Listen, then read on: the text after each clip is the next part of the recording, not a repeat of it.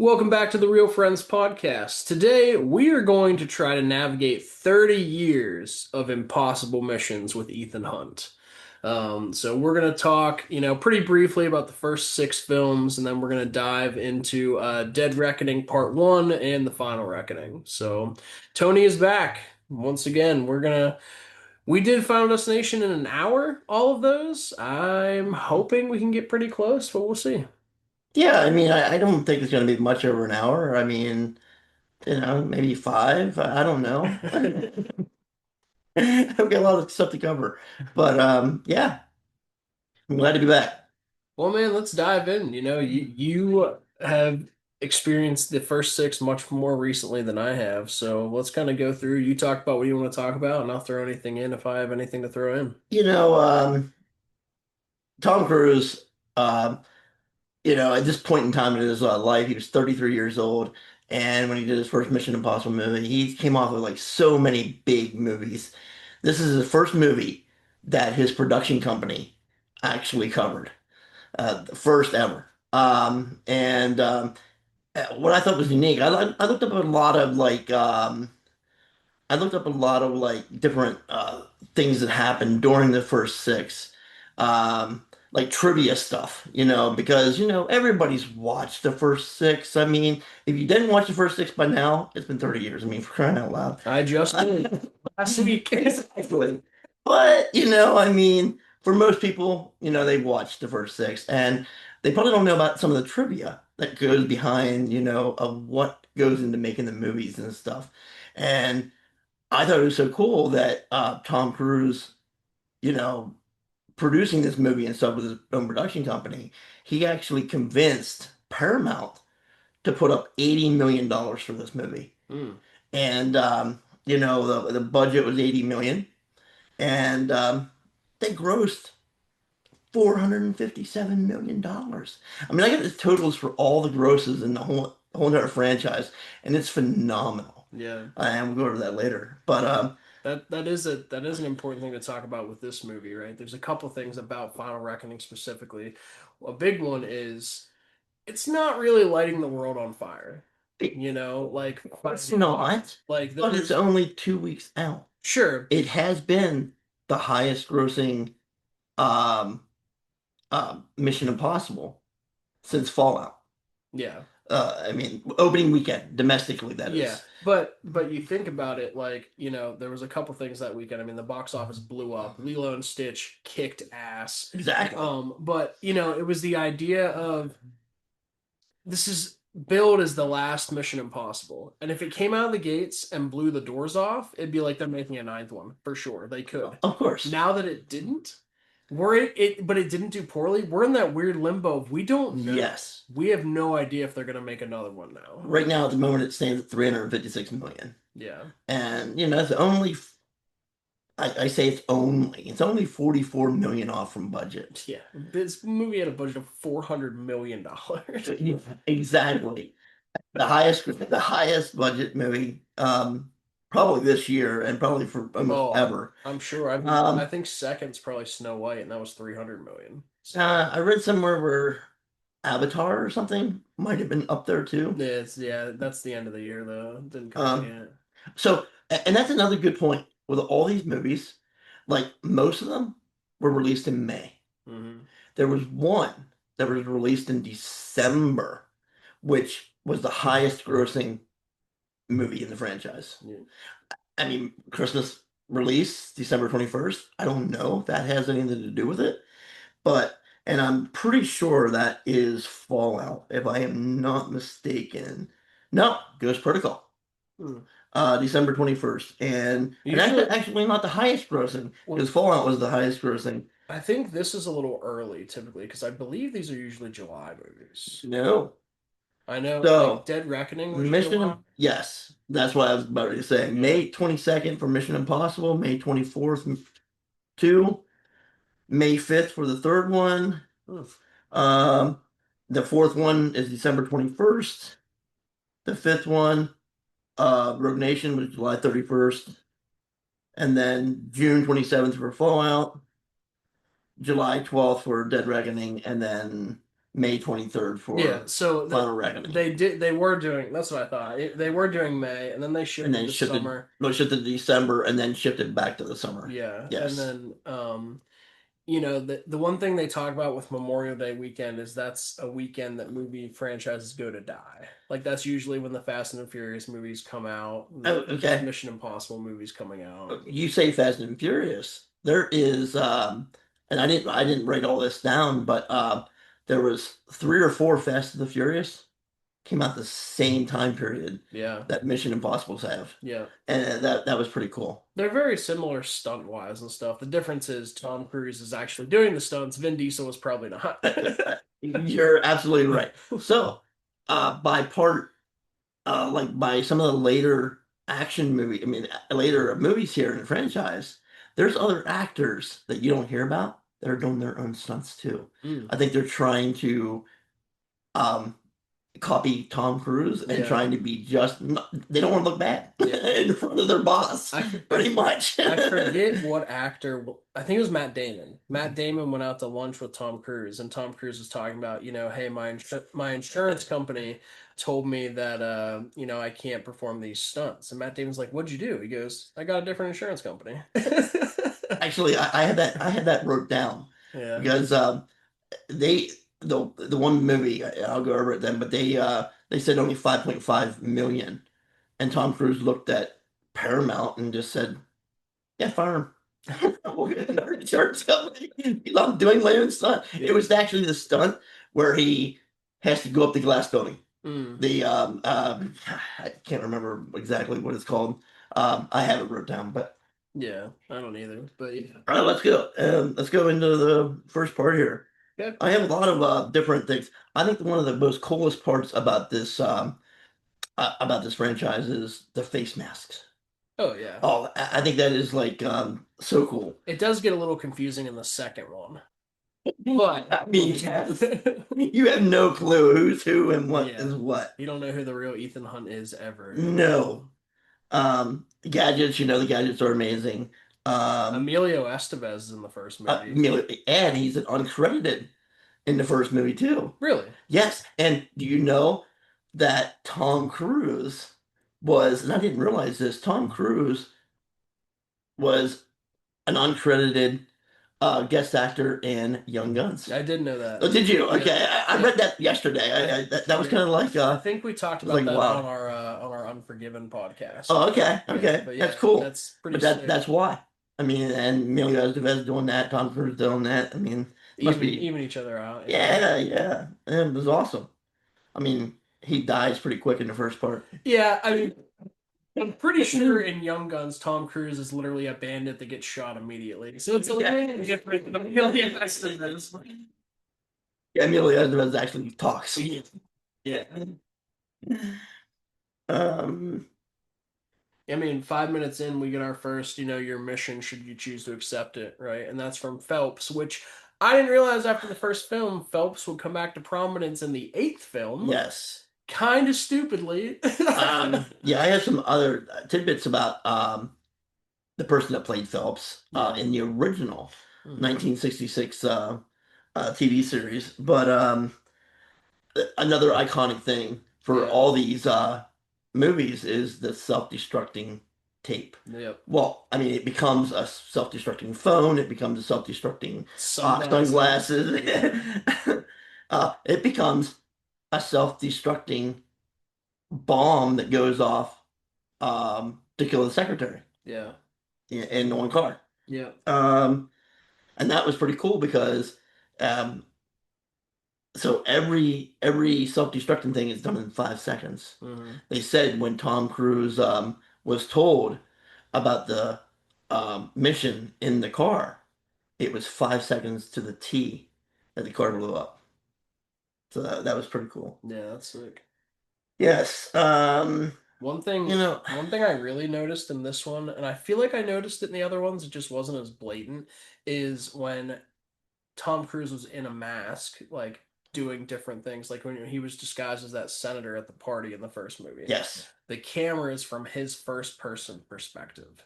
And I thought that was so cool. It's like you're walking around in Tom Cruise's body. And I don't Oh, know how okay. much more we got that. and throughout the series. I feel like that's probably I something don't they did on the know. TV show because it was a Probably. very TV show look. Yeah. But yeah, I thought that was cool. In some of the other movies, um, when what is it, the White Widow, or Yeah, is that what her name Vanessa is? Kirby. Yeah. Yes, Vanessa Kirby. So, when Grace had was disguised as Vanessa Kirby, well, the White Widow, um, she so Vanessa Kirby during the one thing, and I heard I forget where I read this, or I might have just watched it on the review, but she actually took her hair and spun it around in front of her because that's how Grace had put her hair or something, and she wanted to make it look like Grace was using her face, Mm.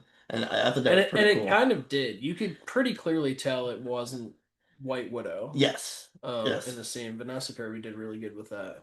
yes, most Compared to the certainly. villain in the second film, just acting like Ethan Hunt. John Boyd was the villain in the first one, Hmm. and what a villain! I like John Boyd, and he was cast. They cast him as the bad guy because the producers didn't think that he would anybody would see him as a bad guy. Mm. I always saw him as a bad guy. I don't know about you, But it's because but of movies he's been in since, I think. I guess I Yeah. guess that's Yeah. the Like fact. he But found his niche. Like it's his voice. Because I'm trying to think what the other movies. I just see him eating sunflower seeds and being a dick. I'm trying to think what movie that is. so he was in National Treasure. Oh, Friday Night Lights. He's the coach, right? Yes, Yeah, yes, that's Friday what I'm Night thinking Lights. of. Yeah. Um, he was no Varsity Blues.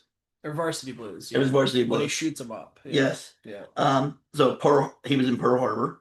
I've never seen Pearl Harbor. You didn't see Pearl Harbor? No. Oh my God, we should do like a When I, thing of when I was a kid, I was so intimidated by VHSs that had more than one tape for one film. So okay. I just avoided it in Titanic. The iconic scene though, and it keeps on getting used throughout the whole entire series, is when he drops from the ceiling Yeah. down into the vault.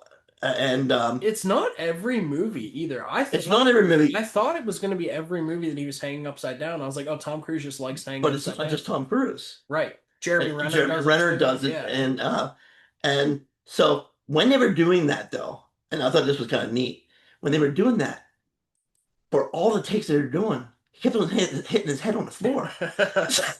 So he came up with this idea of putting pennies in his feet, in his shoes, and it like counterdicted the counter like whatever the Counterweight. balance Yeah. counterbalanced everything so he wouldn't drop to his head.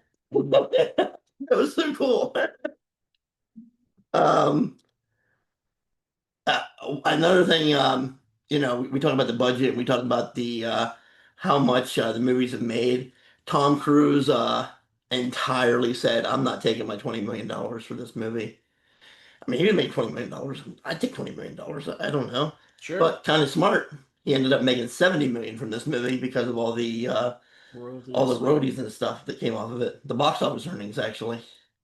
And Yeah. I feel like we can move on to the second one after this, but I feel Yep. like it's important to talk about a character in this because he makes an appearance in the eighth film as Mr. Donlow.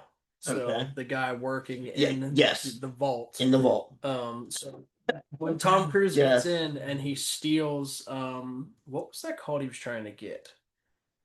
The It was the list of agents that were the in knock. Europe. Yeah, The knock list. yeah, yep. Yep. He was trying to get the knock list, and Don Lowe was in charge of that. And Yes. Tom Cruise gets in, he steals it, and then Don Lowe is Kittredge immediately sends him to the Arctic Arctic. to a viewing station. Which is And that phenomenal. does not come back until the eighth eighth film, part. which is kind of crazy. People said they didn't recognize him. He looks identical. Like he just has a beard. I guess I didn't recognize him. I don't know. I told you before that I thought this movie was a little slower, but going back, there was a lot of great things in this movie that happened to set up the rest of the franchise. Oh, And this you're I talking about think number one. number one, Yeah. and yeah, number eight, it was slow throughout, whatever. But it was I thought it was pretty cool. Number one felt like an extended episode of television, but it's still top three or four for me. Like it's really good. The opening to Mission Impossible 1 with his entire team getting killed is one of the best openings in this Yes, entire franchise. yes, most definitely. Um, So you know that all the original actors in the TV series was supposed to come back and do that opening scene mm. to like pass the torch, I mean, that made sense. That's the feel I got, right? but Kind of like the Suicide Squad, James Gunn's yes, Suicide Squad, where yes, they brought them back and killed them all off. they turned it down. They Um, all turned it down. And then there was one character, there one guy, he got invited to a screening of it or whatever. He walked out halfway in between because of what they were doing to Phelps. yeah, but a I lot of mean, people hated what they did to Phelps. yeah, yeah. Not having seen the TV show, I have no opinion on I it. know, me either. Me either. But I think he was. It's kind of like Gibbs at It's NCIS. it's haunted. Yes, Them yes, making Gibbs a bad guy, and I'm sure that would piss a yes. lot of people That off. would have pissed me off. I love Gibbs. So I get it, but also Um, whatever. The helicopter at the very end going in that tunnel. yes, that was That was cool. especially for 1996. 96. Yeah. But we say that about 1996. But I mean there's so many iconic things that happened in 1996 movies Yeah. like Speed.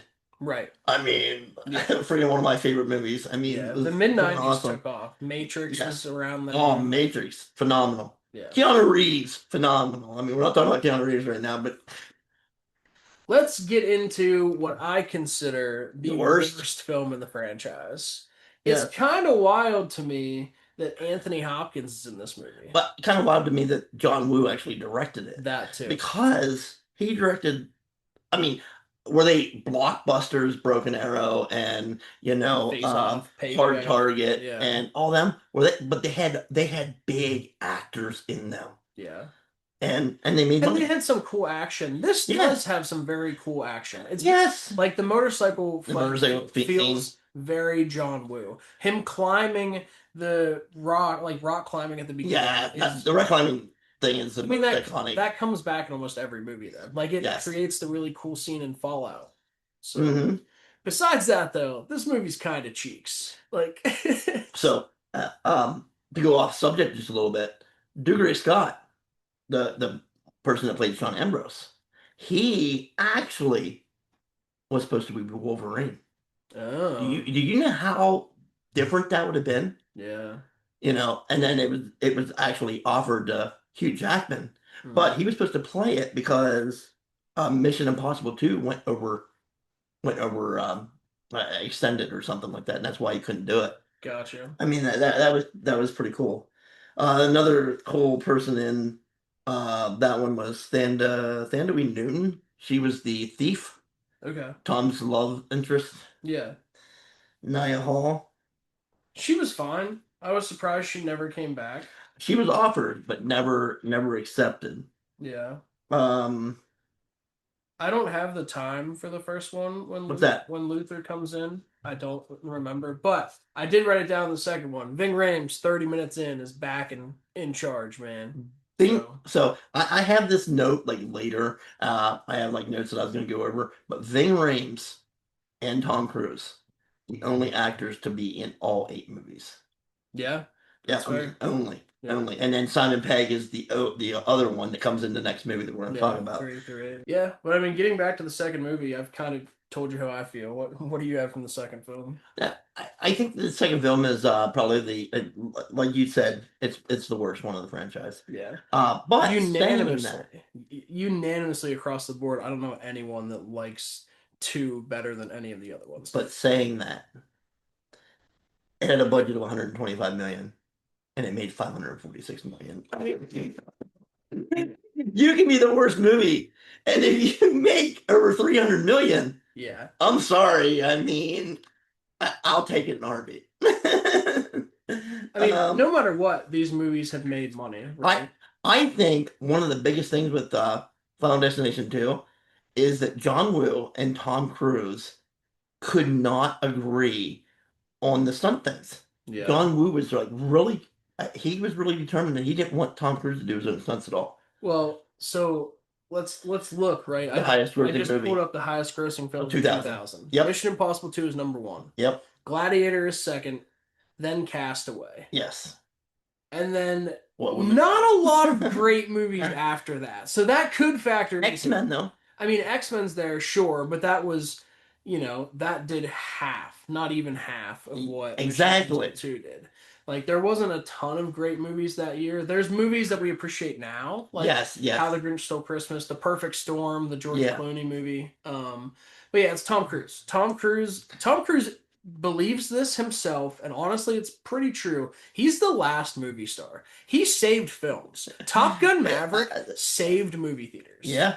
Yeah. Like, and he knows it, and that's part of my issue with the eighth movie is that he's showing us like, oh, AI, that's like Netflix. Look at me, I'm saving you from Netflix with the movie theater. Like, I have some AI stuff later on here that I really key in on, and it's actually in real life too. That things that happen. But I feel like we can be done with Mission Impossible too. Well, Unless you have anything else. there was a couple things. One of the big things I know that you are really you love soundtracks Oh yeah. and stuff like that. Do you know that this is the first movie that Metallica ever agreed to write a song? Yeah. That's another IMDb thing that could be wrong. Yeah. We need to fact check our IMDb. IMDb. So if anybody knows anything different, like let us know.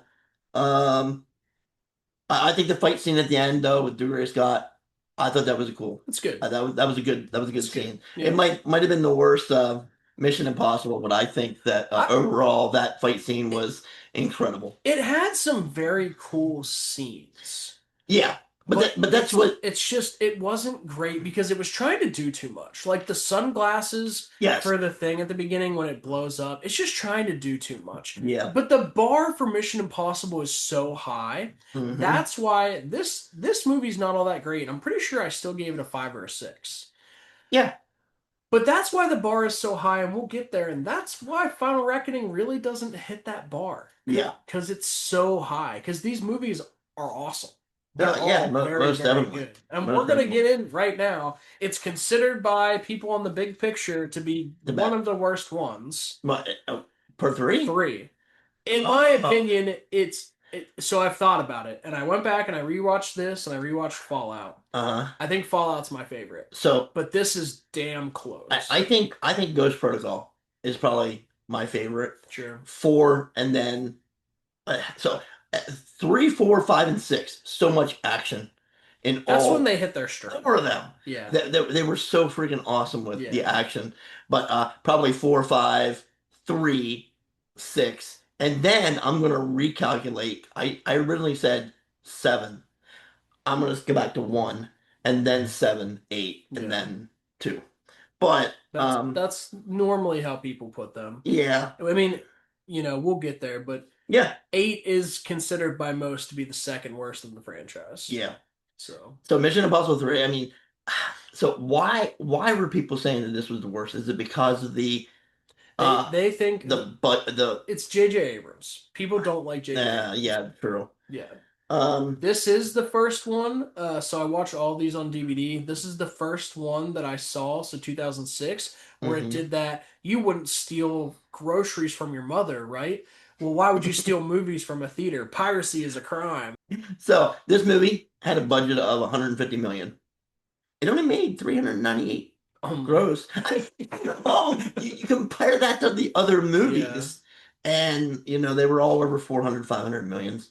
And I mean, I feel like this does have less stunts. This is the most human Ethan Hunt ever looked. Like, yes, I can understand a little bit when people say it feels like a TV movie. Like, it starts with a wedding and all these things, but it's the best villain in the entire franchise. Owen Davian, Philip Seymour Hoffman as Owen Davian is the best villain in the entire franchise. I have to agree. And the way this movie starts with him and Julia sitting across from each other, that was phenomenal. And they bring that back in the 8th film with him and Grace. Yes.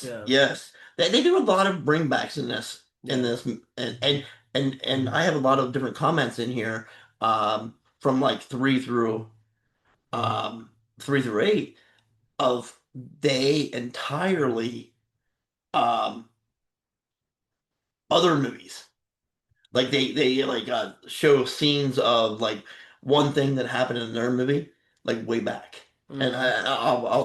I'll tell you what I mean by that then. So I think, and we'll get there, but I think it was pretty tasteless the way they did it in 8. But I'll tell you, I just went to see another film in theaters that I thought did this perfectly. Karate Kid Legends. So I didn't see that yet, but I do want to see it. So it's literally the first 5 minutes of the movie. Huh? They show you an entire clip from a previous Karate Kid movie Okay. to Okay. tie in how it affects this one. Gotcha. Gotcha. Karate Okay. Kid Legends ripped, dude. Did it? My only complaint is it was too short. How long was it? Maybe an hour and 20 minutes. Oh my God. Yeah, it was too short. Oh It yeah. just felt rushed, but it's easily the second best of the franchise. Oh wow. What do you think is first? The first one. Oh okay. Okay. So I thought it was like Karate You're, Kid, you're but not gonna beat the first one. oh no, Karate Kid 1 is pretty awesome. When you But go see it, if people want us to review Karate Kid, oh, we'll review Karate let's Kid. do it. I mean, and saying that, we'll get back to this though. I think some of the best Karate Kid stuff is in Cobra Kai, Oh, the series. I mean, when Mundo listens to this podcast, I think you just lost all credibility. Cobra Kai. His exact quote was, "Why is this popular?" I love it. I loved every single thing about I it. have refused to watch it because No. everyone but you has told me it's bad. Wait. Oh, Cobra Kai. I couldn't wait for the last. I mean, that last season, I kind of like I took it slow because I didn't want it to end. The freaking show was awesome. I loved it. All right, well, Okay, back to for our Karate Kid podcast, you can be our Cobra Kai expert. I'll go back and watch all 6 seasons. Yeah. Let's actually get back into Mission Impossible 3 Yes. because this I love this movie. We'll go back to Luther. Luther comes in 12 minutes in. I'm telling you, I was clocking it, dude. I wanted to see Luther is the dude in this movie. Yeah, and also Billy Crudup, Musgrave. Mhm. I thought he did a great job Yeah, he in was this very movie. good. I mean, And Aaron Paul is in this. He's Julie's brother, the dude from Breaking Bad. oh, I didn't watch Breaking Bad. Oh, well, yeah, Aaron Paul, who Okay, was okay. most recently in Ash this year, which sucked. Okay, Yeah, he's Julie's brother. Okay. He's the one that keeps calling Ethan. so Maggie Q was in it too, and she's Yeah. pretty phenomenal. Yeah, They have a lot of this big is a time. maybe that's why this wasn't so loved because the entire team is different Yeah, in this one. Like, what's that dude's name that was the other guy on their team? The dude who's like a heartthrob in all those movies. What the hell is his name?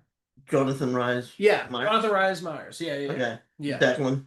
Yes, Okay. he's like a heartthrob in most movies, and he was good in this. It's just it felt so different because J.J. Abrams did it. And I love I love Kerry Russell.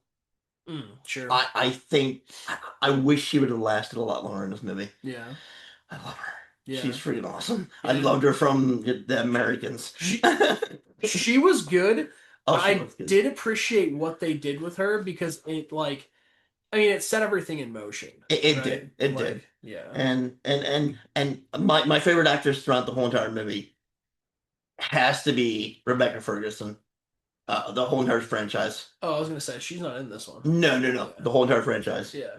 Yeah. And she comes in here later. They did her dirty, man. We'll get there. They did her dirty. Yeah, I know. I mean, Lawrence Fishburne as wasn't he the doctor? Lawrence guy? Fishburne was Yeah. Yep. And that's awesome. I mean, Lawrence Fishburne, he's cool. He's a dude that doesn't age, bro. He was doesn't. The oldest he's ever looked is as Morpheus, and that was in 1999. I think. I know. Like he was in Bobby Q with I don't know if you've seen that with Paul Walker. It's phenomenal. Okay, I don't think I saw that. He was just in The Amateur. Oh, okay, yep. And he doesn't look any older. This man ages like fine wine. Simon Pegg, 30 minutes in. Benji. Simon Pegg is freaking And he was amazing. only cast in this film because J.J. Abrams had seen Shaun of the Dead. And J.J. Abrams wanted a comedic guy. And so Simon Pegg has talked about this. He's like, and you can talk about his quote. But you know, Pretty awesome. this is in 2006, right? Yeah. Gone of the Dead, I think, is 2000. When is that? Well, I had him in 2004, 2005. I would I think it was assume. 2004 because yeah, it was because last year was its 20-year anniversary, Yeah. right? So this is 2 years after Shaun of the Dead. Simon Pegg's like a comedic actor, Yeah. basically, right? And he's cast in this movie. And Simon Pegg has talked about, you know, it's now been 20 years since this film came out, and Hmm. he's been able to grow this character. So I got a good tidbit of like later on here. I got another quote from him, but this quote was phenomenal. Um, after the success of Shaun of the Dead, everybody asked him, "So, are you going to pursue a career in Hollywood?" And he was like, "Oh my God!" He goes, "It's not like I'm going to be in the new Mission Impossible 3 or anything. Come on, guys." And he has been in the remaining installments since. He is phenomenal, and he grew as an actor. And He did. I have another Simon Pegg. So Simon Pegg is my favorite actor. If I had my oh, bookshelf okay, behind me, you would see. I have all of his autobiographies. I own every movie he's ever been in. He's my favorite actor.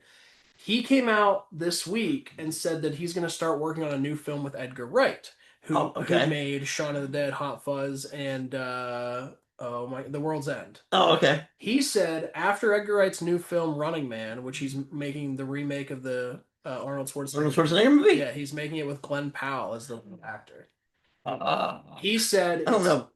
he said it's time for them to come together for their fourth movie. Yeah, But he said Nick Frost has been cast as Hagrid, so I don't think we'll be able to get a hold of him anymore. Which you can't make an Edgar Wright and Simon Pegg movie without Nick Frost. We need our boy. yeah. So Um, I'm not sure how I feel about what's his name? Glenn Powell. Yeah, Glenn Powell. Did you He's okay. I watched Twisters. did you watch Hitman? I watched some of Hitman so far. Dude, I didn't watch all of Hitman, you but need I to did watch like him Hitman. in I did like him in the romantic comedy. The one with Sydney Sweeney. Yes, Yeah. and that was phenomenal. What about But as an action Running Man star, like Arnold, so I'm what about thinking, Top Gun Maverick? yeah, He I was guess he phenomenal was in that. phenomenal. Yeah. Okay, he's good, Yeah. but so you said Running Man. I'm thinking Arnold Schwarzenegger. I'm thinking, I mean, look at Arnold Schwarzenegger, like bulging muscles. And I'm looking at Glenn Powell. Man, he might have a good physique, but for crying out I loud, guarantee no Arnold Schwarzenegger. I guarantee you two things. One, He's a better actor. well, Don't get me wrong. he's a much better actor. Two, Edgar Wright's making it, and Edgar Wright's heroes. Look at Edgar Wright's heroes usually. Okay. Scott Pilgrim, scrawny little Michael Cera. Okay. Simon Pegg, Yeah. scrawny little Simon Pegg. Like he takes all these dudes and makes them badass Badass, and funny. okay. Baby Driver was Edgar Wright. Okay. Scrawny little dude. Like I don't think you could give Edgar Wright a massive human being to do this. But I also guarantee you Glenn Powell got jacked for this role. And I've And he heard probably did. that he looks awesome. Now, Okay. I've never seen the original Running Man, so I have nothing to compare it to. Oh, yeah, I like Running Man. I mean, it was a short story. Hmm. But in what short story was that in? Is that a Stephen King short story? I don't know. Something's telling me it's a Stephen King short Okay. story. I could be wrong. I've been wrong on IMDb and There is. We're kind of bouncing all around, but we're trying to get through 30 years, and we haven't talked movies in a little while. So Yeah. another Stephen King short story movie comes out this week, The Life of Chuck, which I got to see. Oh, I got to see an early screening of this week. Oh wow. Definitely go check it out. It's one of the most profound films I've ever seen. So, Mission Impossible 3. We got a little off track. Yeah. So one of the iconic scenes in this movie, Ethan Hunt running up the Vatican, the side of the wall. Mhm. Um, And this, this is very important for the eighth film because this is the movie he's pursuing the Rabbit's Foot. yes. And the Rabbit's Foot, we don't know what it is. We assume it's the anti-god that Simon Pegg's character talks about. Yeah. But in the eighth film, we find out that it's is not the case. No, it's Which not the I case don't at all. think that was the plan. I think that's just what they threw in to tie it to the film. Possibility. Yeah. I mean, it was kind of neat though how they did it. It was. Now the Rabbit's Foot came out I mean, um, in this one, it was very, very important because Davian wanted Philip, it. Yeah. Damien, yeah, he just really, really wanted this rabbit's foot, Yeah. and he took her hostage, Yeah. Julia. Hmm. Julia hostage, and said, "You got 48 hours to get this rabbit's foot to me." And freaking Tom Cruise, Ethan Hunt's like, "What the hell?" Pretty much. I mean, Well, uh, there's an important moment here between Ethan and Jules that we see come back a lot in these movies with Ethan to people, especially, and this is in the marketing for the eighth film, so I'm not spoiling it if you don't want to listen to us talk about the eighth film at the end. Tom Cruise says to them, "I need you to trust me one more time." He hits Jules with this too. Like yes, 40 minutes in, he goes, "I need you to trust me." yes, Right? Because he's living a double life. He's pretending to be like some dude that works in finance, right? And he's actually a secret agent.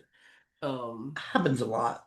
and, and we get in this one, and it feels very J.J. Abrams, but I love it. We finally figure out an answer to a question I've had in the first two films: the mask technology. Oh We yes, see yes, it. yes. We see We it. We see see it how it happening. works. J.J. Abrams is like, he watched the first two, and that was his big question: like, how the fuck are they getting these masks?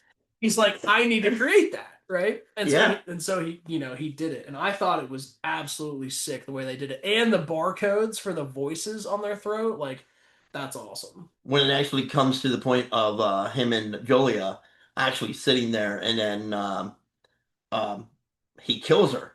Hmm. He shoots her in the head, dies. I mean, Ethan's like freaking. He's taken back, man.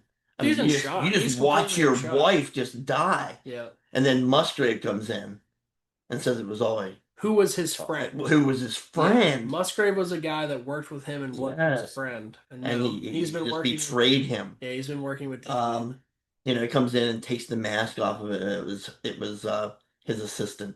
It was, yeah, It was Damien's. it wasn't Damien. I forget who it was. But it was Somebody. somebody's assistant though. Yeah. Assistant like Maybe it whatever. was Davian's. Yeah. Uh, It was the assistant that had failed him when he was abducted. yes, Yeah. yes, yes. Yeah. And he shoots her dead, and he Musgrave tells Ethan she's alive. Yeah. And yeah. Which is, it's kind of crazy because I mean we're not going through the whole film, but like, you know, earlier in the movie, Ethan had gotten like arrested for what he was doing, and Hmm. Musgrave had helped him escape to help him reconvene with his team in Shanghai, Yes. which is where Davian is. And then it comes around. So Musgrave, it goes from like good guy, bad guy, good guy, bad guy. Well, I don't know if it's going from good guy to bad guy, good guy, bad guy. He's just using the same bad guy persona, and he's just saying, In the "Okay, eyes of Ethan, I'm saying, not us. oh yeah, yeah, yeah. Yeah. You're totally right. In the eyes of Ethan, Yeah. he's a good guy, Yeah. for all that time.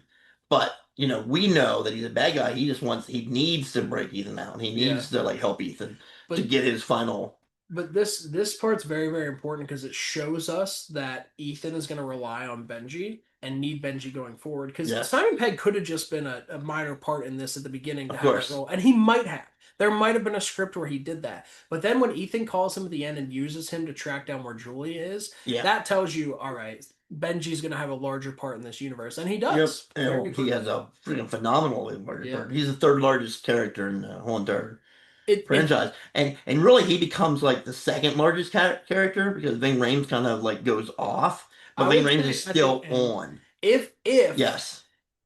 if the reins are being handed to someone in this franchise, It's it's going to be Simon Pegg. yes. Simon Pegg, to me, even though he's my favorite actor, Yeah. he is not an action star. And Tom Cruise is retiring because he's in his 60s. Yes. Simon Pegg's in his mid 50s. Yeah. You're not. They could do another They one with could. Simon Pegg. I have heard, and this is going to make you mad because you don't like him. There's been a lot of talk. If they make more, Tom Cruise is handing the reins to Glenn Powell. But I mean, it's not that I don't like him. I hear you say Running Man. Well, he kind of like just threw me way off. You want him to play Conan? Like, did you get mad when Jason Momoa played Conan? No, because Jason Momoa is like, he's like a little beggar. You like big beefy dudes? I got it. I love. Well, I mean, One thing I really like about these movies with Tom Cruise doing his own stunts, right, is a lot of times in these big villain scenes, he doesn't kill the villain. He puts the villain in harm's way and they die. It happens Yes. with Davian right here. Davian gets Yeah. hit by a car. It happens in Mhm. the eighth film, and we'll get there. It happens with Henry Cavill's character. He continually fights them long Quite small enough enough. for nature to kill them. Well, it happened in pretty much the second one. He fought him the longest time, and then he's not the one that shot him at the end, is he? I don't remember. I Yeah, tried to. somebody. I know that you didn't like it, but yeah, you're right. Yeah. But what movie was it? Was it number four or was it three? I wrote it down, so it must be four or five. That he didn't kill a single person. Is that right? Yeah, okay. Fact check me because I get all my information from IMDb mostly. This is supposed to be an informational podcast. You're giving the people false information. It's for the comedy relief. Well, let's keep going. Let's go to the Ghost Protocol. So this one was directed by Brad Bird. He did direct The Incredibles. It's really funny. I was watching this with my wife, and she was listening to the soundtrack at the beginning. She's like, "Is this The Incredibles?" I was like, "No, but it is the same song. It's the same director." This movie rips. It opens with Ethan in a Moscow prison. We don't know why he's there. But then Benji orchestra. Well, we do later, but we don't know at the beginning of this movie. So you do know that Brad Bird was only chosen, and he was chosen by J.J. Abrams Oh, to is do that right? this. Hmm. And J.J. Abrams was actually the producer of this movie. Yeah, Yeah, so I I'm mean, pretty he sure kind of had JJ a produced lot it of almost all these after the and one. impossibility. Yeah, I didn't look at that. Yeah, most of the directors produced these. Like, it seems like this was a very collaborative process. It has to be. Oh yeah, It's yeah. 8 films that are all connected, especially the eighth one. So We'll get there. this is probably my favorite. Um, the budget of this movie, 145 million, and it grossed $695 million. Yeah. I mean, phenomenal. And This is the art just so you introduction. know, just so you know, um, make sure that you fact checked everything if I say it because I get all my information from IMDb mostly. Um, but this was the first. This was first to be released in IMAX. On all the Mission Impossibles. Oh, that makes sense. Yeah, None of and the other ones this was seem in like that. 2011. Yeah, I mean, you don't have to fact check that. You just watch the movie and see I know. like the aspects. December 21st. Yeah. This was the first movie to be done Christmas time. Okay. Um, and I think that's why there was so much. I mean, the next movie grossed even more, but So it is what it the is. beginning of this movie pissed me off only because I wanted more of him. So Josh Holloway, this movie came out 1 year after Lost ended. Josh Holloway Oh. played Sawyer in Lost. Okay, yep. Then we get him at the beginning of this movie, and he immediately gets ganked. And I had seen him on the billing, and I was like, "Oh, he's gonna have such a large part in this." And no, he gets killed immediately at the beginning of the film. This is the only movie that Ving Rhames is not in until the end. Yeah, Ving Rhames. Yeah, I'm assuming. Well, 2011. Let's just find out what Ving Rhames was doing. Yeah. 'Cause I'm assuming he was filming another movie. He had to have been. So the beginning of this movie, the IMF gets shut down because Ethan Hunt supposedly blew up the Kremlin, Yeah. which that was a freaking phenomenal scene. Benji comes in. I mean, they walk out in the Russian. It's the iconic scene. Definitely the iconic scene. I have no idea why he wasn't in it because there's nothing else worth noting that came out in 2011 with him. And Whatever. do you know that this was the only Mission Impossible to have the opening credits um, being a part of the scene, being a part of the lighting of the fuse right in the The beginning? only one. Well, yeah, Yeah. that was an incredible thing because when Oh, is that? Oh, yeah, you're right. Yeah, I that's remember an that. incredible thing. Because when McQuarrie came in, what he did was he would show you kind of like TV shows do, where they'd show you clips later in the film in the opening credits. Yes, and I got a good tidbit for you on that when we get to part 7 and 8. Um, But yeah, like you said, the IMF got shut down. Julia left Ethan in between films. she presumed dead. Right. She Yeah. presumed dead, Which we which we don't. find out a little bit We later. go on a journey of this. Yeah, We go on a journey of she left him to she died to died. Jeremy Renner's convinced he's the reason she died Yes, to she's still alive. and Like we find out in the next part. what a freaking thrill Roller ride going coaster. on for Yes. Michelle Monaghan. Yeah, And Michelle Monaghan, I probably one of my she's up there on my list of favorite actresses. sure. She is phenomenal. Yeah.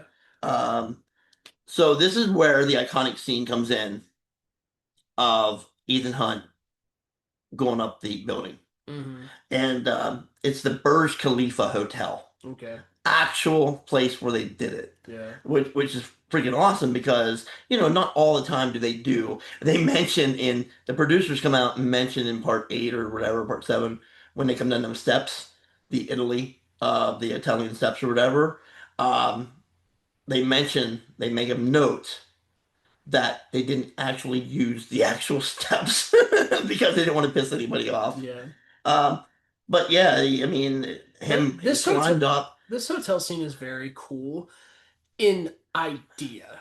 It is Yes. so slow, dude. Like it takes forever for this stunt. But I mean, I don't know. I mean, I would have a problem climbing up your side of your building, Oh, sure, let alone that building. It's you're freaking not so Tom high. you're not Tom fucking Cruise though with the magnetic hand things. Like it's one of those stunts that they did just to show Tom Cruise is a badass. It took way too long, dude. It took I way. think it. I I think had it to took it. restart So, that scene 4 times to get through it. I was um, so bored. no, I wasn't bored of that scene. Um, You also I weren't think bored of the Cobra Kai. I'm Cobra Kai. Until you watch it, you can't judge. The sandstorm Yeah, was friggin' amazing. yeah, that chase was cool. But going back to the hotel scene, they had two professional people come in and undo the window Oh, and take it completely out okay, because they had to like take it apart with almost the same way they did it, I guess, probably. but they had to take it apart and remove it. Yeah. Um, But yeah, that Hendrix chase was cool, especially because he's using his GPS to track him. Then he looks yeah. up and the GPS is right on him and he gets hit by the car. That was cool. So the opening, one of the opening scenes in Before It Goes Protocol, is Tom Cruise sitting back during the escape during the prison riot, whatever that was, and he's bouncing that ball off Mhm. the thing. Have you ever seen The Great Escape? No. Steve McQueen. It's a Hmm. homage to The Great Escape. Nice. He Steve McQueen sits back and bounces a baseball off the wall Cool. before the escape. Sure. Um, And we talk about Jeremy Renner. Jeremy Renner was the IMF secretary, yes, Brandt. And then when, the IMF director or whatever gets killed, Brandt goes to work with Ethan Hunt. yes. So Ethan Hunt's identity when he left because he had to they always come up with a new identity and stuff. His name was Sergei Sergey. Ivanov. Yeah. So Sergey, you're not Russian? real life Sergei Ivanov is a Russian senior official statesman. Nice. That is so cool. I feel like that's a pretty popular name. Oh, wait, That's like Mike Smith. That's like Mike Smith on That's America. Or John Smith. Yeah, exactly. You're right. No, we already talked about the 5 second crash or whatever. But yeah, I thought this movie just ripped. It did, yeah. It was Hendrix is a awesome. pretty good villain. I mean, I don't remember how they beat him at the end though. Do you remember? Um, so Michael, so how did they beat him at the end? I can't remember. That's cool. We look so professional.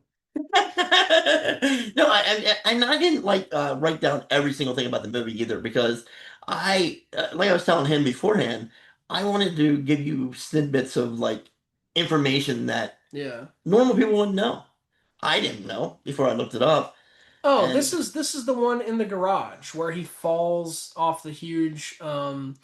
He's trying to keep the codes away from Ethan, and he jumps off the oh yeah yes, yes, yes, yeah yes. And he has to. Ethan is in that car, yeah and he goes off, and then the yeah the freaking airbag comes up and hits him in the head. yeah. Yes, That yes, that that was a was that was pretty cool sick. scene. But so this is so campy. I don't think they did it another time in this entire thing. But as soon as Ethan like thwarts the nuclear launch or whatever, he goes mission accomplished, and he pushes the button. And then Ving Rhames comes in, only 12 minutes left, including Yes, credits. And they're then sitting at the bar or whatever. yeah, and we see Yep. Jeremy Renner. So we talked about it, but Jeremy Renner was the security detail for Ethan Hunt, and his Mm-hmm. wife at one point after he had quit. And Yes. one day Ethan goes for a run, Jeremy goes with him, they come back and his wife is gone and presumed dead. Yep. So Jeremy Renner's character has been blaming himself this whole time. It gets to the end, and apparently Tom Cruise didn't know, or Ethan Hunt didn't know he was being having security force with him, so it must have been, a secret thing. I, Um, I can't really believe that though. I mean, I mean, with the character or yeah, whatever, I mean, right. Ethan I Hunt agree. definitely It's knows. a weird plot hole in this. Yes. But Ethan Hunt's like, I knew who you were. He's like, and also, she's not dead. But the whole reason Ethan was in prison at the beginning is because he tracked down the people that killed her and he killed them all. Yes. And then we see Julia walking into a coffee shop across the street, and that's how the movie ends. Yep. Yep. They make eye contact, and yes, So, and at that point in time, you're thinking, oh my God, this is the last time we're going to see Julia, yeah. which is entirely Not mistaken. Yep. So, Rogue Nation is next. The first one directed by Christopher McQuarrie. I don't have a ton to say about this one. I don't love it. I don't hate it though. I think it's good. Luther, 1 minute in, there he is. The Syndicate, they're very cool. And then our girl, Ilsa Faust. In this film, she is the hottest woman ever in an action film. Ever. Yeah. I won't Yeah, hear anything likewise. She's the perfect Rebecca Ferguson Bond is girl. hot. Yeah. Like I had not seen these movies until I watched all of them last week and the week before. I had Yeah. seen the third one and the first one, I think. Having watched all of these, so I saw her the first time I ever saw Rebecca Ferguson was in The Greatest Showman. I was like, oh my Okay. God. And now seeing her in this, I'm like, oh my God. Yeah, Rebecca Ferguson is incredible. And the amount of time that she spent like trying to get ready for this movie was freaking incredible. I mean, Yeah. she's freaking hot. I mean, there's Yeah. no doubt about it. She's like, And she's a badass because Yes. this has one of my favorite action scenes in the entire franchise when she's on the motorcycle and spins and knocks all Knocks the all them motorcycles off. down. Yeah. So we had said it for every single other movie. This movie budget 150. So we're staying at about the same budget throughout the whole entire thing, except the first one. Gross on this movie, $711 million. Yeah. I mean, it's entirely just Now, what you have straight to up. think about is that IMAX tickets cost much more than regular tickets. So, of course, they're going to make more money once they started hitting IMAX. Okay, but did you know that this film was not filmed with IMAX cameras, At all. like Ghost Protocol? Yeah, I mean, unless you can find something different. It was the second release in IMAX, but not filmed with IMAX cameras, which didn't make no sense to me whatsoever. I don't buy it. I know, I don't buy that either. No, you're right. They just edited it to fit IMAX. To They fit didn't IMAX. film it with IMAX cameras. That's nuts. I know it's really nuts. But I mean, I was just like, I had to make a note of it because it was kind of like, Ghost Protocol was, and then Yeah. this is the second film that Ethan Hunt dies. Mm-hmm. Yeah, and he's brought back to life. No, we know that Tom Cruise does his own stunts. We know that whatever. This is the water where he has to dive down into the water, right? He had an extensive underwater training class. Mm.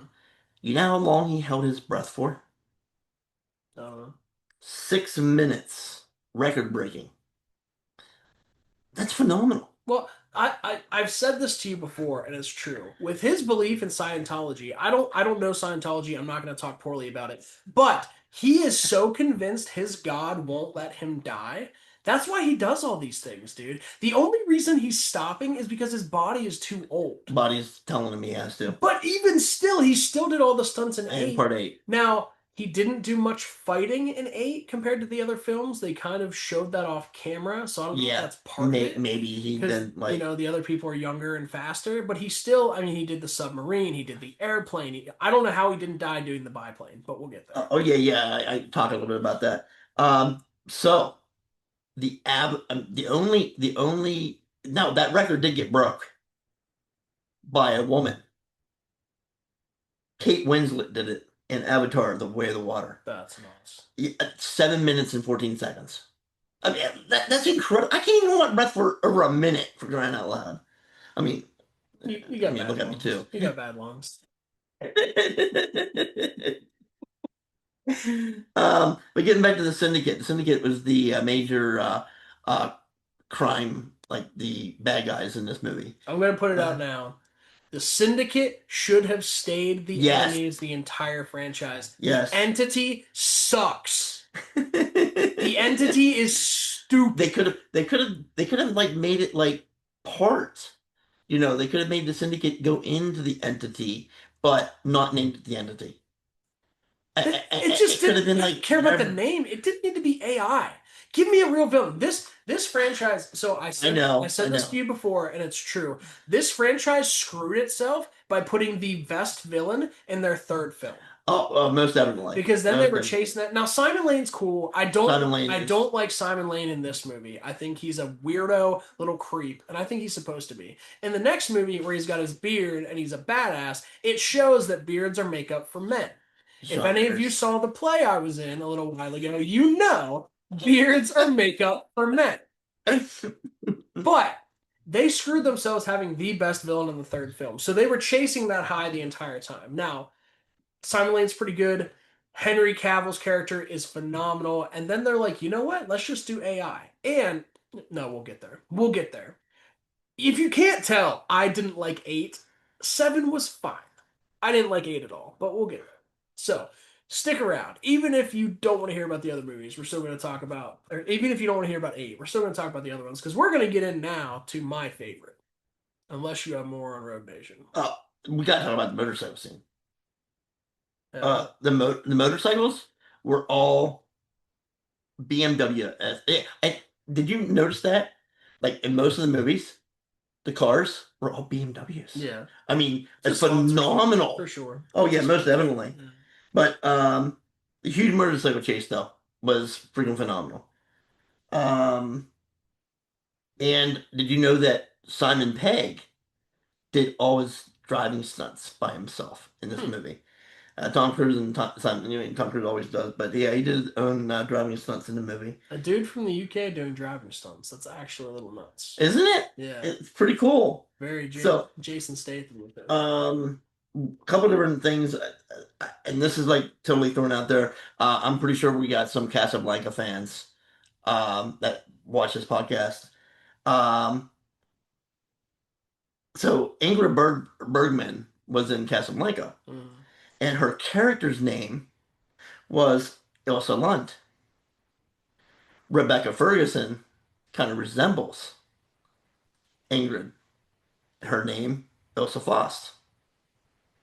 And they did a scene in Casablanca in this movie, which I thought that was pretty cool. Yeah. And the only other thing I wanted to comment on this was during this time period when Rogue Nation was being released, there was one other movie that had the same name. Well, not the same name, but Rogue. And it was a big conflict between Paramount and Disney. Rogue One, it came out at the same time period, like the next summer, but Paramount said to Disney. Rogue One was a Christmas movie. Yeah, 2016. Yeah. Though Rogue One came out. Yeah. Pretty much the same time period. So Paramount, they came to an agreement that they wouldn't publicize Rogue One until after Rogue Nation came out. But I thought that was kind of neat. And Rogue One is by far the best Star Wars movie. So, all right. Fallout, 2018 Fallout. Her, 178 million budget, yeah. the highest grossing movie, And the first time 824. we have a returning director, Christopher McQuarrie comes back. Yes. Spoiler alert, he directed the rest of the franchise, which I Yes. don't know if that's good or bad. He just did it. Him and Tom Cruise are boys. So, we get the Apostles, which is the new syndicate group. It's like the people left over from the syndicate, basically. Yes. Because someone has been hunting them down. And it's Henry Cavill's character. So he works for the CIA. He's been hunting down the Apostles. We don't really know why. Luther, 5 minutes in, we get Luther. This was held 2 years later. Yeah. Supposed to be Yeah. 2 years later. Um, There's this infamous dude known as John Locke that is a member of the Apostles that they're all trying to find. Henry Cavill's character Walker thinks that John Locke is Ethan Hunt when Lark. he's making the Lark, John Lark. Okay. I thought you were saying Locke for a second. I was like, what? Did Yeah. I write it down wrong? Yeah, that's what I said. I'm thinking of Jeff Locke. He's a pitcher for the Pirates. Gotcha. Yeah. But yeah, and Lane comes back, and this is one of the cooler scenes in the movie. Lane is in a van, and they knock his van into the River Seine. Yeah. Yes. Which, if you paid attention to the Olympics last year, the River Seine's kind of gross. So that was pretty gross. They did that. So I'm assuming they didn't actually in that water. I don't know. Solomon Lane was asked. The character was asked how long he could stay upside down for, and he said, "I'll be fine. Just do it." Yeah. Yeah. And then, they do a scuba dive rescue to get him. And this one's interesting, right? Because, we get this a couple different times in the franchise where there's a character who's friends with Ethan and not on his team, but kind of on his team that their, directives align. In this one, it doesn't. Ilsa's trying to kill Lane. And Ethan Hunt's trying to protect him. And Ethan actually hits her with his car to protect Lane. Which later on, he apologizes to her, and she's like, "I know you had to do what you had to do." Yeah. You know that they both wanted to sleep together, but I mean that's besides the point. Ethan wouldn't want to. Ethan Hunt, James Bond, all these dudes are just trying to sleep with every tail they can find. The dude, what's his name in Tracker? He sleeps with every chick in every town he goes to, basically. Oh yeah, Tracker's awesome. Yeah, I love Tracker. Tracker's. But so Walker's working with the CIA, like I said, and he is thrown into this team of Ethan Hunt because the CIA director, who is the president in the 8th film, doesn't trust the IMF. So she wants her own guy in there. But we find out that her guy, like I said, has just been killing off apostles. That's why she still needs Ethan, because they don't have anyone who can identify who John Lark is, because this dude just keeps killing them all. Why is he killing them all? We find out right here. He's been working with Lane the entire time. He's a double agent. Yes. It's incredible how they find it, because Simon Pegg's character, Benji, is in full Lane disguise. Yes. And it's so good. And they catch them, and the CIA director is hearing it. The CIA director shows us right here, though, and it's just clicking for me now what she does in 8, that she will present herself a certain way and do it some way else. Because she's on there, she's on the phone, she heard all that, and she's like, yeah, we're going to bring Walker in. We're also going to bring the rest of you in. And all the CIA agents draw their guns on them, right? And they're going to arrest them. And then Lane's boys show up, the apostles, and start shooting, and turns into a big battle. And Walker killed the secretary. And who plays the secretary in this one? Secretary Hundley. Oh, Secretary Hundley is Alec Baldwin. Yes, Alec Baldwin. Yeah, Alec Baldwin gets killed. Being the secretary of the IMF has to be the worst job in the world, because you're not going out and doing the missions, but you keep getting ganked no matter what. Yes. Because they want to keep cycling in these big name actors, I guess. I don't know. I mean, big name actors is like whatever. I mean, there's like been so many huge actors in this whole entire franchise. Yeah. And I get it. You have Tom Cruise. Sure. I mean, The last action star. Tom Cruise is like attached to anything. You're gonna have like huge actors that want to Yeah, go in with him. 100%. Um, so Worldwide too. Like Simon Pegg talks about that. Simon Pegg's like, we were filming in India, and mhm, Tom Cruise couldn't walk down the street without getting swarmed. Like exactly. he is known everywhere. So um, Simon Pegg also says that it's a daily stress going to work with him every day because you have no clue if he's going to be there the next day. You don't, man. I That's mean, and that's kind of a problem I have no. with these movies because the allure of it, right, is that oh my god, he could die. But we Hmm. know it's Tom Cruise doing his own stunts and we know he doesn't die. So that is kind of like the idea of Until Dawn. Emily and I talked about Until Dawn and the idea that like nobody dies for real at the end, so there's no stakes. That's kind of what this feels like to me. Tom Cruise is not going to die doing a stunt. Like Ethan Hunt is not going to die doing a stunt because Tom Cruise won't let him. So then it makes those stunts more just interesting and not like holy shit, maybe this dude's gonna die.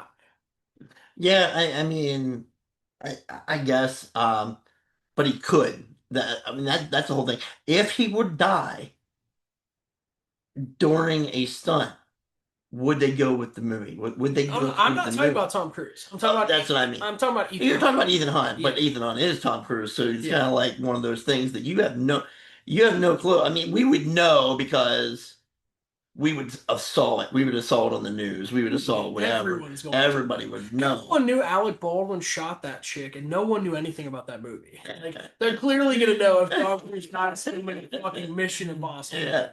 exactly. So going back to the movie itself, the White Widow. Yeah. Did you know who she actually was? You mean Vanessa Kirby? Her mother. Her mother was Max. I don't know who that First is. movie.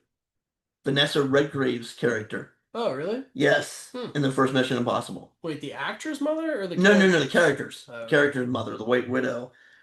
Because she makes that statement. She was talking about Max or whatever. You find out that Vanessa Redgrave is her mother from Oh, the first movie. nice. Um, you know that Solomon Lane is the first villain to appear in two films. Yep. Um, That's the only one that doesn't die. the only one who died. Yeah. Um, so Jeremy Renner, I had talked to you about this before about why Jeremy Renner didn't come back. Yeah. And Jeremy Renner didn't come back in this film because he was filming Avengers Yeah. Endgame at that time period. Yep. Um, I mean, this has one of the coolest scenes, one of the funniest scenes in the entire franchise to me with Simon Pegg when he's trying to track down, where Walker went. And Simon Pegg has him on the GPS, and he's like, "Why is he running in circles?" And he's going up the tower, like oh looking up the yeah, tower. yeah. And then, he's like, "Turn left." And Tom Cruise is like, "Are you Oh, sure? Turn left?" He's like, "Yes, turn left." And he's like, "Oh shit, I had the screen lock on. Turn right." Like, that was so funny. yeah, So, uh, when he says turn left, Tom Cruise has to go out the window. yeah. Okay. This film was put on an 8-week hiatus because when Tom Cruise jumped that building and grabbed and whatever, he twisted his ankle. He actually broke his ankle when he Hmm. was trying to run away. You saw that in the clip. You saw that in the movie. Yeah. So they had to actually stop filming for like 8 weeks. Yeah, that's part of the issue doing your own Doing stuff. your own Like stunts. like Viggo Mortensen in Lord of the Rings, like when he jumped on the Uruk-hai in Fellowship of the Ring and chipped his tooth, like they just Mm. had to glue it back together. Like that's part of the problem doing your own stunts. It does look so real. I But it do. did. There's two different things in films that are very different but feel very similar: doing your own stunts and method acting. I think method acting is one of the dumbest things in the world. I think doing your own stunts is pretty cool, but they're both trying to create a sense of realism. It's a movie, it's acting. Yes. Okay? Neil McDonough, if you kiss another woman in a film, You're acting, bro. It's not cheating on your wife. Stop making movies weird by not kissing your significant other because you've been cheating on your wife. You're a fucking actor, bro. That's it. Yes, I That's my totally agree with soapbox. that. That's my soapbox. Um, so this is the movie that Julia comes back. Hmm. And that 15-minute bomb countdown at the end. Yeah. I thought that was pretty cool. There was like all kinds of different things happening at the same time. Yeah. The And helicopter the chase. helicopter chase. So with everything happening at the same time, that whole entire scene took 22 minutes Mhm. instead of 15. All Now, right, let's get to it. Now, yes. right off the bat, I just want to say Dead Reckoning was called Part 1, right? And then Final Reckoning, they changed the name. I am convinced this was one film that they filmed into two. There was enough story there for one decent movie. So they decided, um, so this filming was done a lot during COVID Hmm. time. Okay. And they decided going forward after the first one that they were dropping the part two. They had to take a hiatus and not do it altogether, which I thought was kind of stupid. But with COVID restrictions and stuff, they were supposed to film in like a city in Italy, and it got switched to Rome because of COVID, and then Rome shut down. So they had a lot of shutdown during this film, during both films. Yeah, but that doesn't excuse the fact Oh that no, no, all it they, doesn't. especially the second movie, like the big thing about these movies is there's huge, awesome scenery. Like Mm-mm. there's location filming. Morocco. The the first like hour and a half of Final Reckoning is just people in rooms fucking talking. It feels like Star Wars. It feels like you're just sitting with the Jedi Council and Yoda's just bitching at you. Like Yoda. I don't know. Nick Offerman? Like I don't know. Like Dead Reckoning was okay. And when Dead Reckoning ended, I was like, all right, we got a lot of setup here. It's a part one, so maybe part two will be even better. Yeah, And explain to me, like, we're just gonna kind of talk about these as one film yeah, because that's that's how I fine. feel That's what I about was them. thinking. At the end of the first film, Tom Cruise gets the key, right? To take out the entity. He has what he's been waiting for. The second film, I feel like, is like 3 months later. Motherfucker's just been sitting in a hotel room doing nothing because their whole thing is if we kill the entity, we won't have the internet. So, oh, poor fella, can't scroll Instagram. I guess I'll just let the world die. Like, what is he doing? You were close. 2 months. Okay. Either way, it's Ethan fucking Hunt, and he's Yes. just sitting in a hotel room. What is he doing? I think they had no idea what to do with this last movie. And I said this before to you, I'm gonna say it again. They took this movie feels like a porno. There was so much shitty plot buildup for nothing to get to the climax. And the climax was sick. The scenes they did from the submarine to the airplane, the biplane, that's some of the coolest shit I've seen in a movie in a very long time. The rest of the movie can suck my nads. I'm wondering if a lot of it just had to do with they wrote the big action scenes and they had to fill in between. This is a musical. They Ah, wrote this as a yeah, musical. They wrote the big action scenes yeah. and through, but the problem with that thought process is they've done every one of these films that way, guaranteed. Oh, yeah, most They have definitely. written because that's what these movies are. They're cool action scenes, right?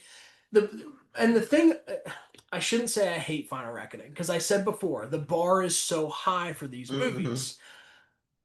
It's by far the second worst in the entire franchise. At least Dead Reckoning Part 1 had some redeeming stuff, right? Haley Atwell was Hell cool. yeah, it was The so train scene at the end was cool. cool. The entity scene in the club is weird, but it's cool. But they are so convoluted because the entity's a bad villain. And I wholeheartedly believe the entity only exists because Tom Cruise wants to show Don't sit at home and watch stuff on Netflix. Go to the theater because he's showing us that. He Yeah. with Top Gun Maverick, he went to see Sinners. He went to see this other stuff. He's eating 2 buckets of popcorn at every single movie theater and introducing himself to every person at the theater.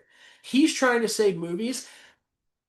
I don't need your statement on that to be in this film. Give me a cool villain. I don't care who it is. It could have been anyone. There have been so many cool villains in this franchise. It doesn't have to be something that doesn't exist. And Final Reckoning, I don't even want to talk about Dead Reckoning that much. It was okay. Like when he jumps off the dirt bike, that was sick. That was it. Final Reckoning, when he gets in that freaking coffin, that's one of the dumbest shit I've ever seen in my life. What was that? It was trying to show that Gabriel's going insane. Gabriel killed his wife. We don't need. Gabriel's a cool villain. Why can't he just be the villain? Why is it got to be the fake internet fucking Scooby Doo and the Cyber Chase AI bullshit? I don't understand. So we can't skip all the Dead Reckoning though, No. because there are some fight scenes that happens between Tom Cruise and what's her name? The girl that Paris. Yeah, Paris. Paris, played by Pam Clementif, or who is in Guardians of the Galaxy. No, but like I said before, this whole entire movie was filmed during COVID. Well, and I would like to know if I go back and watch Dead Reckoning, like because right now, Dead Reckoning to me seems like the Mona Lisa, and Final Reckoning seems like some shit my dog pooped on paper. So I'd like to know if that's just because I dislike Final Reckoning so much. But you know, Dead Reckoning has some cool scenes, like the whole Ilsa Faust thing. Yes, is crazy. We think she's dead, then she's alive, then she dies, yes. right? The fight scene in the alley between Paris and Ethan Hunt was sick. So and then he sick. saves her life. Yep. Like spares her life. Well, spares her life, Yeah. and she saves his life At the end. at the end, Yeah. and becomes one of the IMF agents. And Pretty much. Kittredge comes back, so Yes. Kittredge is a thing.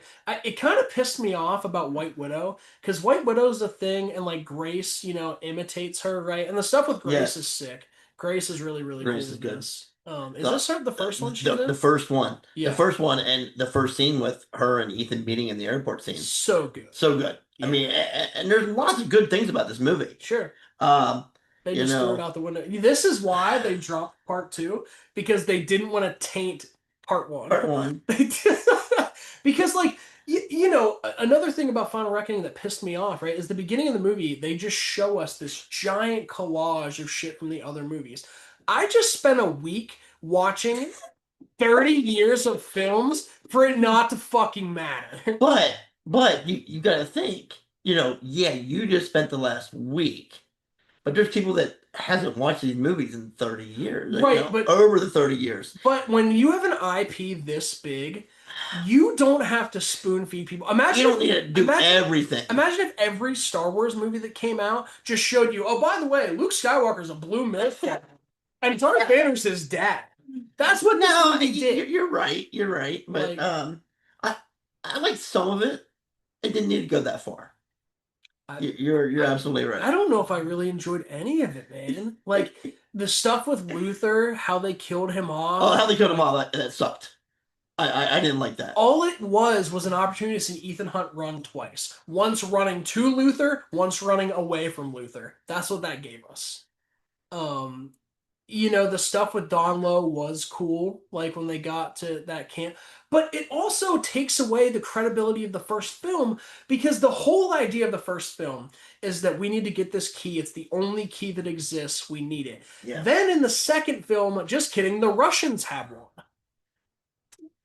What are we doing? Yes. But I don't know if they knew. I mean, we didn't know, but I don't think they knew either that the Russians had one. No Nobody one knew, knew. because they shouldn't have. They shouldn't have. This is the biggest, most important thing that can destroy the world. There's Yeah. supposed to be one key, and then Christopher McQuarrie's like, no. We're gonna have two. We're gonna have two to increase the stakes. Like, why? We didn't need that. No. We didn't need that. And then, you know, Don Lowe just happens to remember the coordinates, which he's a genius. That's fine. He can do that. Yeah. Right. But then he tells them that Ethan Hunt is going to appear within a 2 mile radius of those coordinates. And it's all in ice. So what are they going to do? Cut out 2 miles of ice? No, Grace just happens to be at the right spot at the right time and get him in a fucking IKEA tent to get him like back to health. Like, what? It's Ah. I cannot believe you end your franchise with a movie this mediocre. I really can't.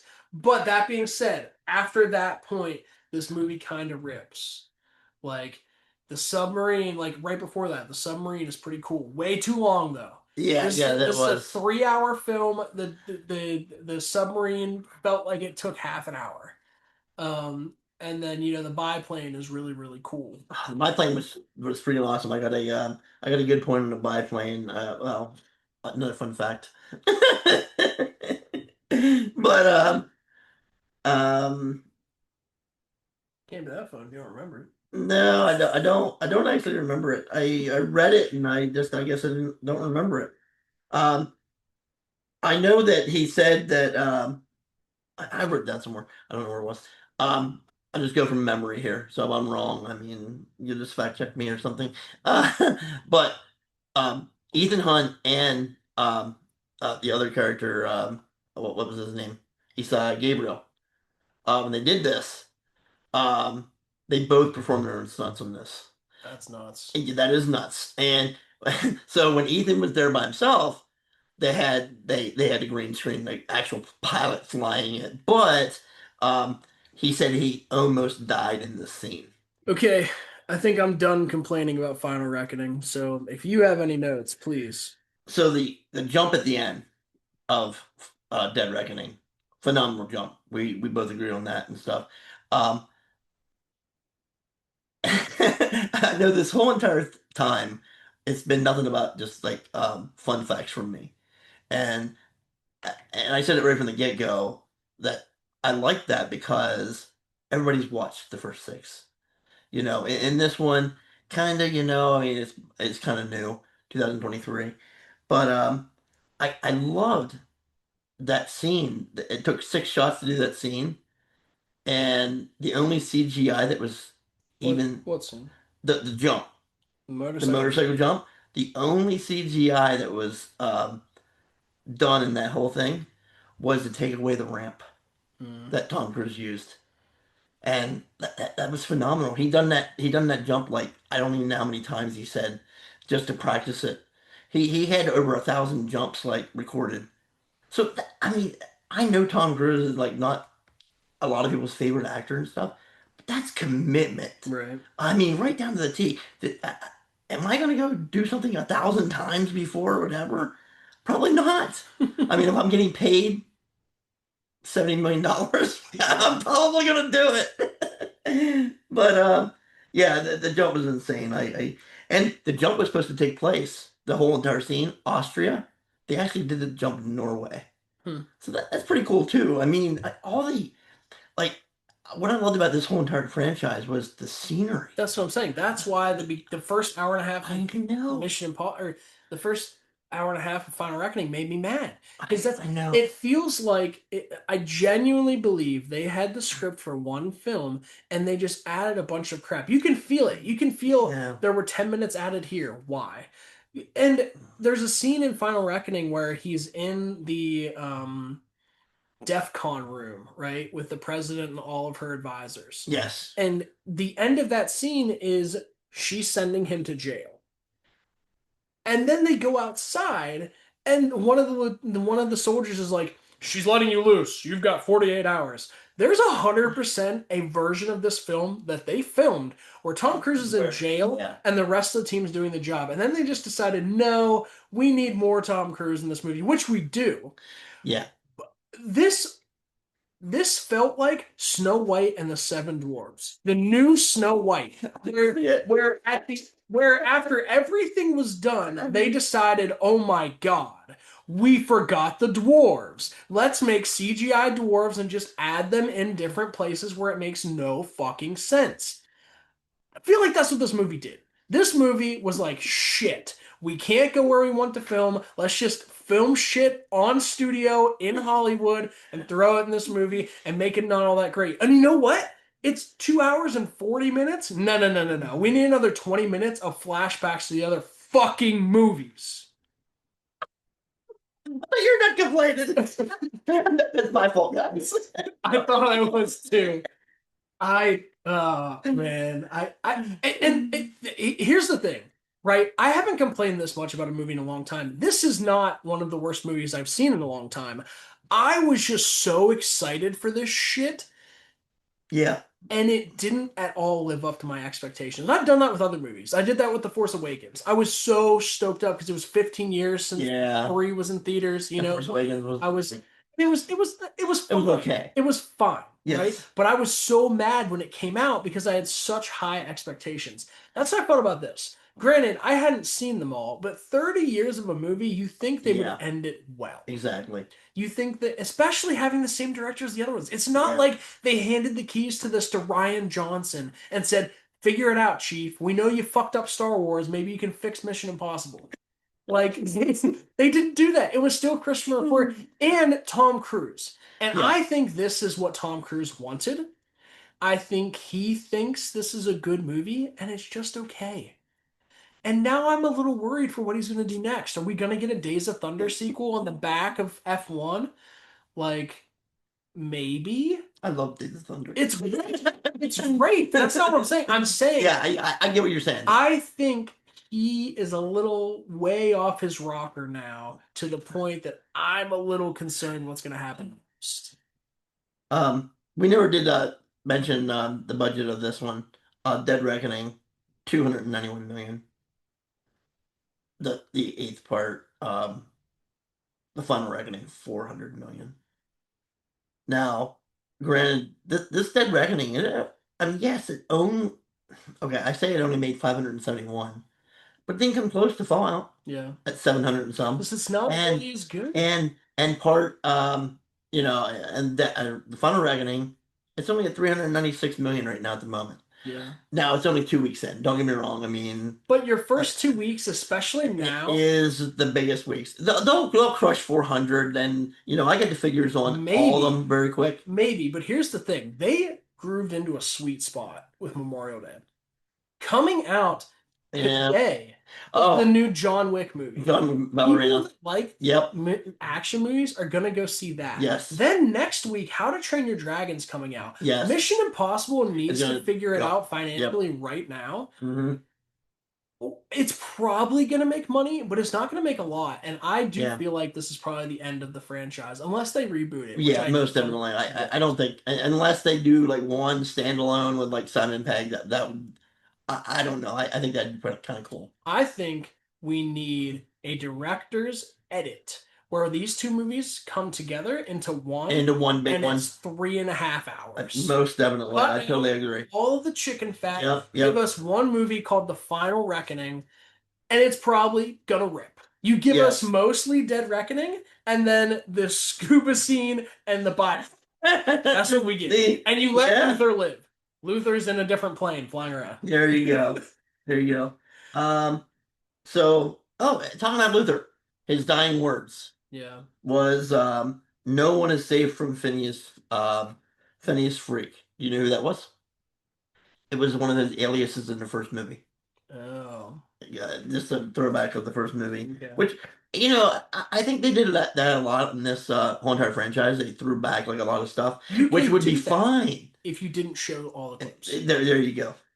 Easter eggs are great. You put Yes. Easter egg. Final Destination Bloodlines is a perfect example of this. We did Yes. not have a single flashback from another No. film, but we had so many Easter eggs to the other films that everyone adored. Yes, they were Because awesome. fans know their shit. Yes. I don't know if you're making this for a casual. Casuals go see Mission Impossible. Casuals are still enjoying it. I went to see Mission Impossible the other day for the second time, and everybody's like going nuts, right? Like, you don't have to show stuff. The new Lilo and Stitch movie, casual fans are going to that. That's making a shit ton of money. You know what they didn't do? Show anything else from the animated one. It's movies can live on their own. Again, Yes. Karate Kid did it well because it was a movie that came out in the 80s and it showed a 3-minute clip before the rest of the movie just to help you hear something that you might not have heard. This is showing us, hey, you remember Kittredge? Yeah, Kittredge is back. The only one that I think was important in Final Reckoning was the Don Lowe flashback to Yeah. realize who he was. That was Yeah. important because so many people didn't realize who that was. Mhm. The beginning sequence, and this is what I want to talk about with what McQuarrie does, because McQuarrie's opening title sequence always showed stuff that was going to happen later in the movie. What he did in Final Reckoning is he took like, I feel like it was like 10 minutes and did the opening title sequence just stretched out, showing everything before. It felt like in Marvel, where they show the word Marvel and show all the clips from that, but Mhm. for way, way, way too long. So do you know in Dead Reckoning though, the first title sequence usually shows them from the before. Um, the villain, the entity, kind of corrupted the credits by showing scenes that didn't exist. That's cool. That was pretty cool. I mean, that That was is a pretty cool thing. I mean, The Entity was okay in Dead Reckoning. In Final Reckoning, it was horrendous. exactly. And it was horrendous of how they did it. Yeah. You know, what it could have been cool, like doing whatever. So in Dead Reckoning, that movie prompted an executive order from our government. Joe Biden had a special screening of it and ended up um, establishing a new standard for AI safety and security. That was in October 2023. We don't talk government on this show. I thought that was pretty cool. I mean, it's like wild. Okay. It's AI. We are living in AI times. Yeah. And that's what I mean. I mean, could this actually happen? No. Not this. I don't know. Maybe It's not this unbelievable. precise thing. Maybe not this precise thing, but come on. I mean, AI, we've seen a lot of AI movies lately. You are so convinced Skynet's coming for your ass. Fucking did you see The Net? Did you ever see The Net No. with Sandra Bullock? No. There you are. You got to watch it. Of course. So when Emily and I do podcasts, we always talk about Minecraft. When you're here, you always talk about Sandra Bullock. Again, I don't think you and Mundo would agree on movie takes because he hates her. Oh, come on. I'm going to fight him. All right. I'm leaving that in. I love Sandra Bullock. But so a couple different things that I just wanted to I did talk about. I guess I talked about that. This movie all over made 3.5 million. I mean $3.5 billion. We've been talking about this franchise. This franchise, the whole franchise, $3.5 billion. It's a lot. I mean, that's a lot. Even if the last movie doesn't make a dime. Yeah. This franchise has made like a ton of money. Mm-hmm. And yeah, I don't know. That's it for me. Yeah, we've been here way too long. Yes, we have. I'm sorry. Movie way too long. So, Mission Impossible as a franchise, one of the best franchises I've ever seen. Yeah. Final Reckoning, you gotta watch it. It's probably fun. I'll go see it again. Maybe it's at the drive-ins at Midway this weekend. It's the only film showing because it is 3 hours long. So go check it out. Go support Midway. They're awesome. They have an online website now for merch.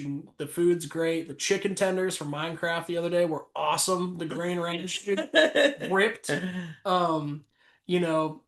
Go see Mission Impossible. It's probably playing at the Miller too. But there are other movies coming out soon that are more deserving of your attention. There are movies out right now more deserving of your attention. Karate Kid Legends. I can't wait for Ballerina. Really fun. Ballerina's coming out. Ballerina's going to be cool. Life of Chuck's coming out. Dangerous Animals with Jai Courtney is coming out. We have a lot of good movies coming. Formula One's coming out this month, and that's going to be potentially my favorite film of all time.